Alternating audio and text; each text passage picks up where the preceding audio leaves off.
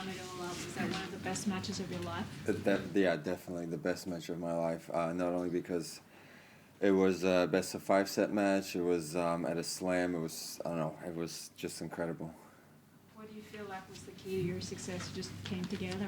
Or? Well, I believed in myself. I believed in my game. I believed that, playing serve and volley against him and slicing a lot and trying to destroy his rhythm was going to work, which it did in the end. And I felt comfortable going like 3, 4 sets, even though it wasn't that hot, but it was still pretty warm.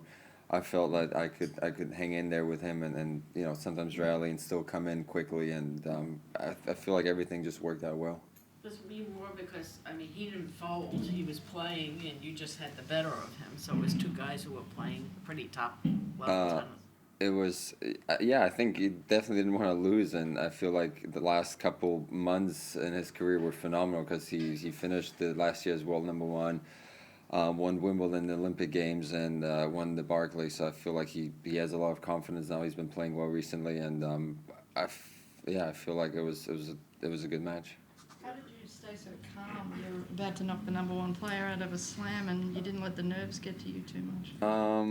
I don't know how. Like sometimes it just happens. You just try to distract yourself by trying to do the right thing on the court, and I don't know. I kept looking at my box, and my mom was always smiling. That helps. My dad's focused. Everybody else is just chilling. So I feel like there's a good atmosphere going on, which keeps me entertained and focused on the court, and try to stay positive, which worked out.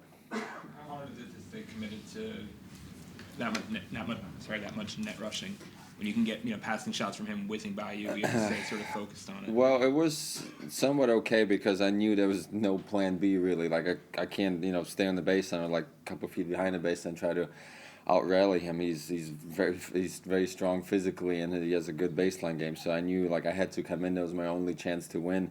So yeah, honestly, there was no plan B for me. So that's all I could do. We don't see guys playing like that much, especially this deep into a slam. So I guess how do you think it can be something that can work for more guys, or is it just something that you think you're sort of uniquely able to pull off? I always say like it takes longer to develop like a serve and volley game because eventually you're gonna get passed a lot, especially when you're younger and you play the top guys. You're gonna like what happened to me 2 weeks ago in Brisbane against Rafa. He killed me 1-on-1, and I really felt like I had no chance. So I feel like if you're younger and you experience something like that on the court, you get discouraged quite easily, and then you change to okay, let's stay on the baseline, try to at least get somewhat of a rhythm going, and I feel like it's a very different mindset you need to have as a serve and volley. You need to go to the net and maybe get past for 2 sets, like what happened to his. And like I lost 2 sets, and I was still like trying to stick to the same game plan. And then it kind of changes in the end. And if it doesn't, then you just walk off the court, you shake hands, you say, okay, well done, you passed me too well. How well did you know Andy when you were coming up with him, the same age? And how did you go against him when you did? We played each other in juniors like twice, I think once in like a European Cup under 16. It was like a quick indoor where I beat him.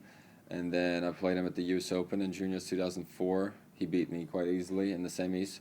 And I think we played like in a future again, either the following year or sometime around that. Oh, actually 2 more times in futures, and he beat me both times. But growing up with him, I know his game.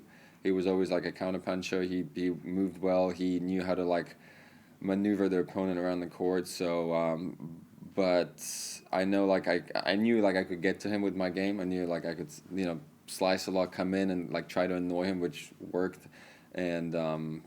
But, yeah, I've known him for a long time. Well done, Mischa. Could you just take a minute and talk about the journey, how you played in ridiculous challengers, the injuries, the role of your brother, Well, it's a long story if you really wanted to tell you the journey, but I can tell you, like, it wasn't easy when I came back from wrist surgery 3 years ago, and it was my brother who said, you can make it back, you can be top 100 again, and, be a great player. So I have to say thank you to him quite a lot, and it wasn't easy because I dropped to like 1100, I think, beginning of 2015.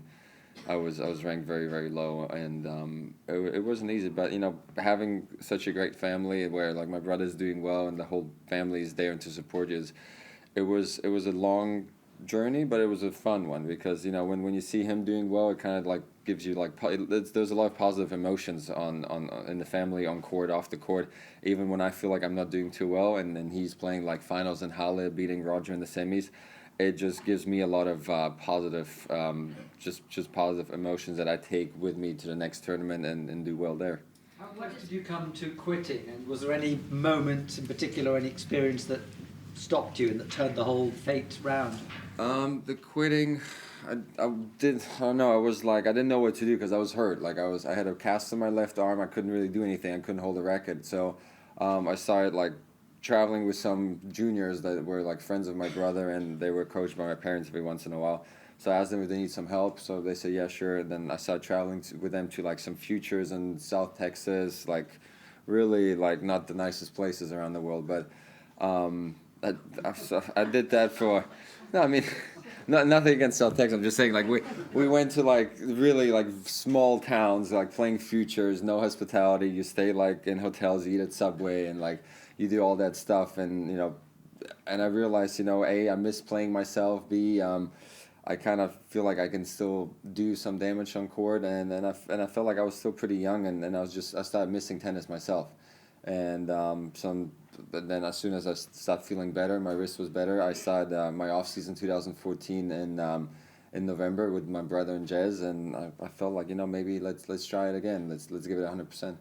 There's a big age gap between you and Yeah. Sasha, but it seems like you guys are pretty darn close. Yeah, I think the age gap even helps because I'm old enough to understand what he's going through right now, so like I know when to just be his brother, be his friend, when to like maybe give him some advice or just let him be.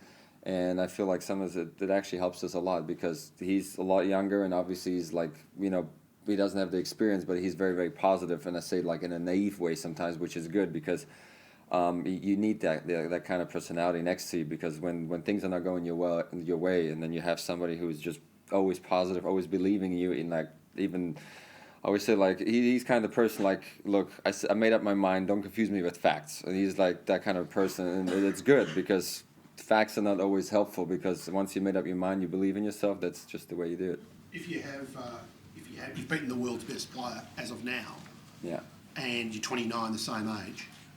Other than the injuries, why hasn't this level of tennis been produced before? Oh, because everybody, like, we're still human beings, and everybody, I feel like, develops his game and his personality in a different way. And I was playing pretty well when I was 21 years old. I was 45 in the world, and then I had a couple injuries, but then also maybe I didn't focus enough on tennis, maybe I didn't work hard enough, and there's just different little things that just lead to not maximizing your potential. And then obviously I fractured my wrist, fractured ribs, and then herniated disc and all that stuff. And at one point you're never healthy, and you don't feel like it's fun anymore. Like you try to play, but you get hurt again. And then there's times when you just don't feel like really working that hard anymore, playing, and then you kind of just drop in the rankings, and your game's not great, you don't have confidence, and it takes a lot of time to get it all back. And then I think I needed to drop to really like the bottom, like with the wrist injury, where I started basically from scratch, and then all that actually helped me to understand how much tennis is really, like how much it means to me.